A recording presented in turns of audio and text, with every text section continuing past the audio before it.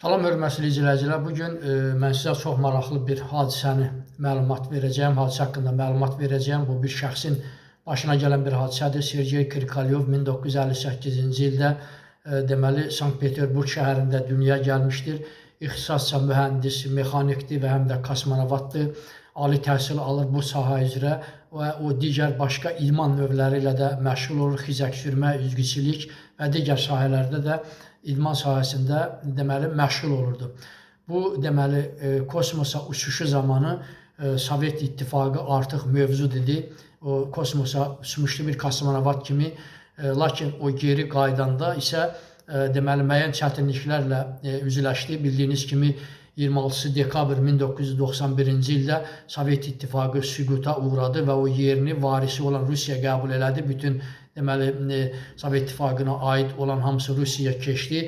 Belə ki, deməli Sergey Krikalyovun kosmosda qalma müddəti 5 ay deməli nəzərdə tutulmuşdu. Bu da təxminən 150 gün eləyir. Lakin Sovet İttifaqı süquta uğradığı üçün yaranan problemlər, maliyyə problemləri, texniki problemlər və digər uçuş heyətlərinin nizamlanması onun kosmosda daha çox qalmasına səbəb oldu. Demək, o 2 dəfə artıq kosmosda qaldı. 311 gün kosmosda qaldıqdan sonra o artıq yerə yenməyə nail oldu.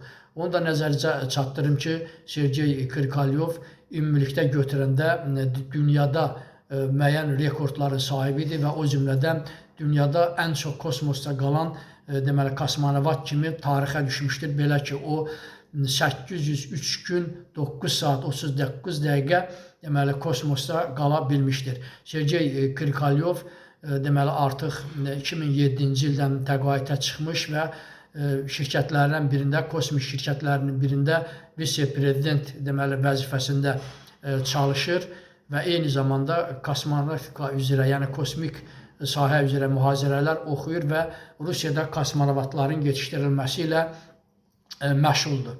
Çox sağ olun, kanalıma abunə olmağı unutmayın. Hər birinizə təşəkkür edirəm.